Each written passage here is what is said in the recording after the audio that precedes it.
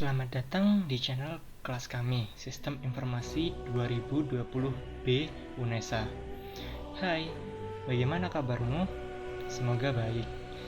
Perkenalkan, nama saya Muhammad Akbar dengan NIM 2005 12054 dari Teknik Informatika Prodi Sistem Informasi Angkatan 2020B. Pertama-tama, saya akan mengucapkan puja dan puji syukur dan terima kasih terhadap saudara yang sudah meluangkan waktunya untuk menonton video ini. Di kesempatan ini, saya akan menjelaskan tentang sejarah komputer. Di era modern yang sekarang ini, pasti Anda tidak asing lagi dengan yang namanya komputer. Komputer merupakan sebuah alat yang sering digunakan hampir dalam segala bidang pekerjaan. Contohnya seperti di bidang pendidikan, kedokteran, pertahanan, dan masih banyak lagi. Secara umum, komputer memiliki 3 komponen. Apa saja sih 3 komponen itu? Yaitu adalah hardware, software, dan brainware atau yang biasa disebut user atau pengguna. Namun, banyak orang yang bertanya-tanya, bagaimana sih perkembangan sejarah komputer itu sendiri? Nah, kali ini kita akan membahasnya. Dalam sejarahnya, komputer berasal dari kata Yunani komputere yang berarti menghitung. Saat pertama kali diciptakan, fungsi komputer sendiri hanya digunakan untuk menghitung aritmatika. Tapi komputer modern sekarang banyak digunakan dengan tugas yang bahkan tidak ada hubungannya sama sekali dengan aritmatika, seperti game, film, dan banyak lagi. Selain itu, semua itu berarti dapat disimpulkan bahwa komputer sendiri memiliki fungsi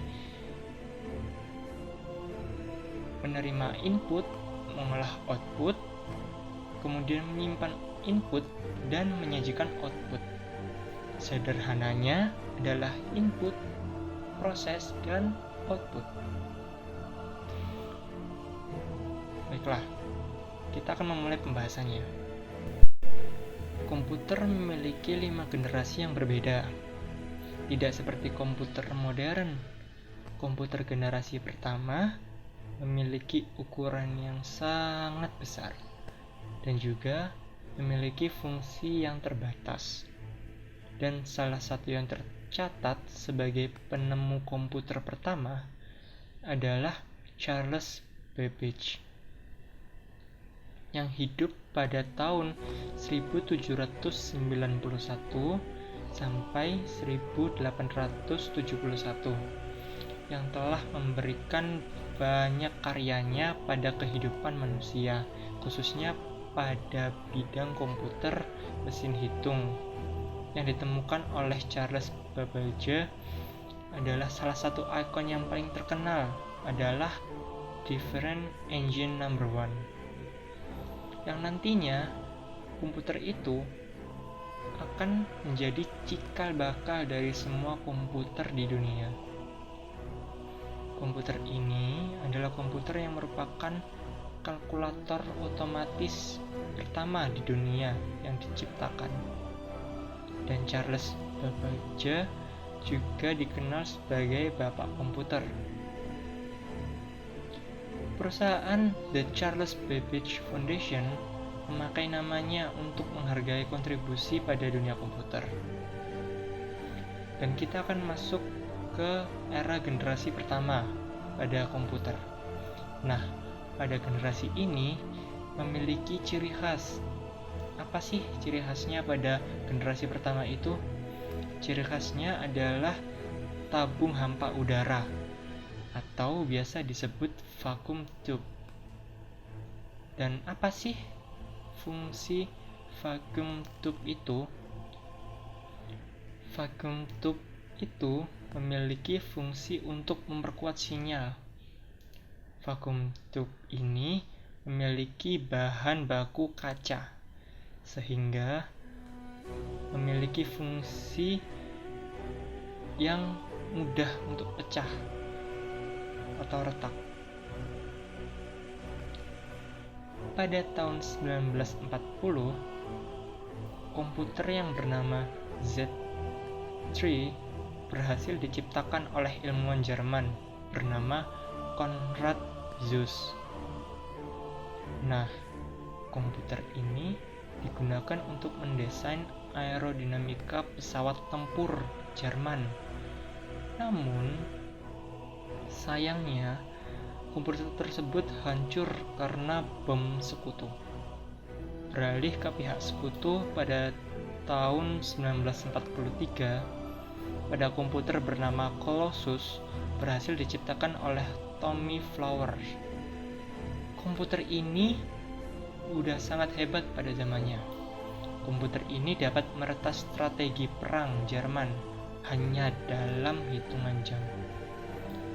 Colossus juga dipercaya telah membawa kemenangan kepada sekutu pada Perang Dunia Kedua menurut para ilmuwan. Selanjutnya adalah komputer EDVAC pada tahun 1944 dengan terobosan utamanya yaitu memori. Memori yang kita kenal itu juga adalah memori yang dikenal di zaman dahulu, yang digunakan untuk menampung data. Masih pada generasi pertama, komputer ini memiliki nama ENIAC yang diciptakan oleh John Presper dan John Mauchly. Komputer ini diciptakan pada tanggal 15 Februari 1946. Komputer ini terdiri dari 18.000 tabung vacuum tube dan juga 70.000 resistor dan kurang lebih 5 juta thick solder, dan beratnya sendiri kurang lebih 27 ton dan mengkonsumsi daya sebesar 160 kW per second. Nah, karena inilah ENIAC disebut sebagai komputer pertama di dunia, karena tidak hanya menghitung aritmatika saja. Mulai dari sinilah banyak sekali perusahaan-perusahaan yang ikut mengembangkan teknologi komputer.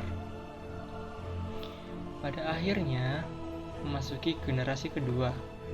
Pada tahun 1948, di mana generasi ini memiliki ciri khas juga.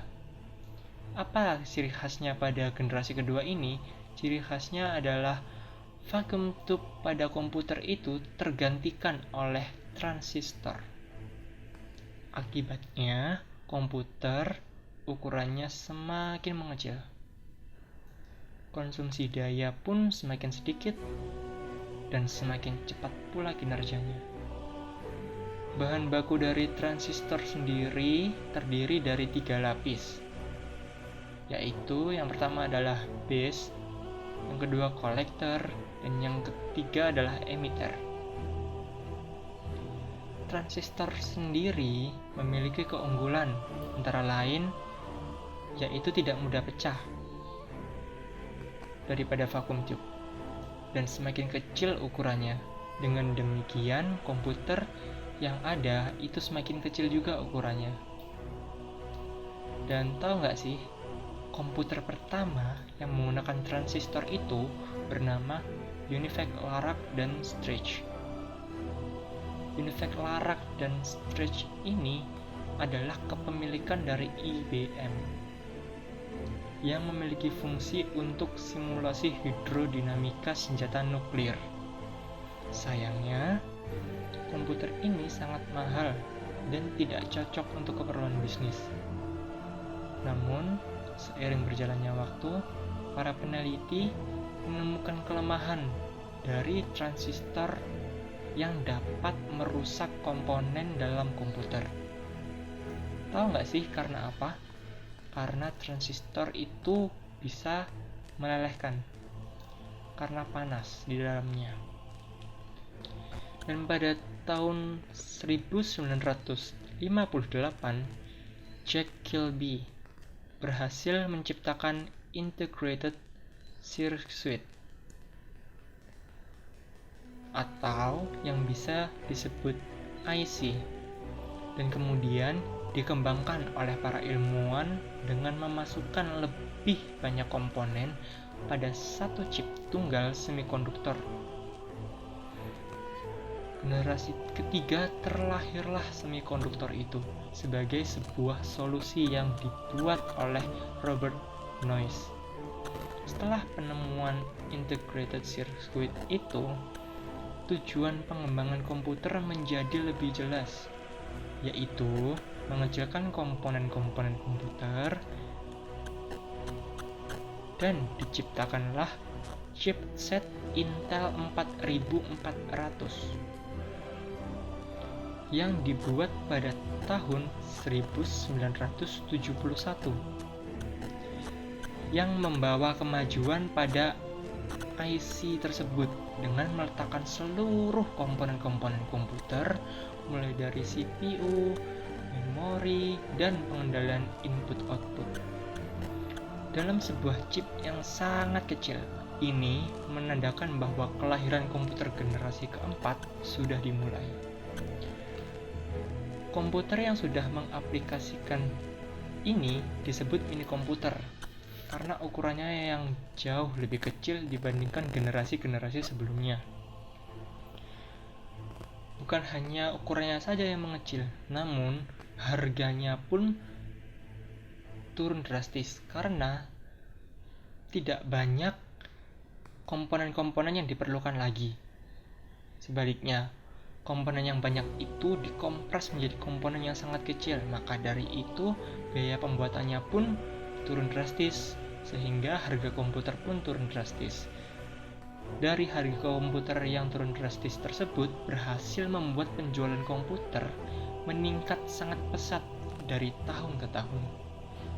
Hingga pada akhirnya pada tahun 1983 majalah Time menobatkan komputer sebagai hal yang paling berpengaruh di masa itu.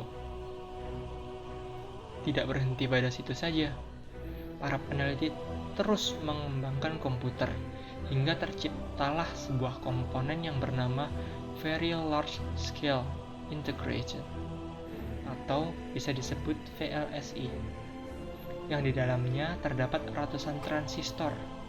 Komponen itu digunakan di komputer sehingga komputer lebih mudah diproduksi karena tidak melibatkan banyak komponen. Selain itu, harga komputer pun lebih terjangkau. Memasuki generasi kelima. Di generasi kelima ini memiliki banyak sekali ciri khas yang kita juga sudah tahu, seperti besarnya kapasitas memori, besarnya random access memory juga, dan juga salah satunya adalah mikroprosesor. Yang terbaru pada awal pengembangan di generasi kelima itu adalah Intel Pentium 4 yang diproduksi oleh Intel Corporation, yang diharapkan dapat menutupi semua kekurangan dan kelemahan pada produk prosesor Intel di generasi sebelumnya. Di samping itu, kemampuan dan kecepatan yang dimiliki Pentium 4 juga bertambah hingga 2 GHz. Gambar-gambar yang ditampilkan menjadi lebih halus dan lebih tajam, dan juga tidak lupa proses mengirim dan menerima gambar menjadi lebih cepat. Perkembangan komputer masih terus berlanjut hingga saat ini. Hebatnya lagi, sekarang para ilmuwan sedang mengembangkan komputer yang memiliki pikiran sendiri, layaknya manusia, yaitu AI atau bisa disebut Artificial Intelligence. Dan itu belum bisa diselesaikan secara sempurna, meskipun banyak AI yang sudah diterapkan di beberapa device. Tapi itu belum versi sempurna dari AI tersebut, karena sangat sulit dan sangat rumit untuk menunjang kinerjanya sendiri. Dan mungkin komputer-komputer di film fiksi suatu saat dapat terrealisasikan di kehidupan sebenarnya. Sekian dari saya, sampai jumpa, terima kasih.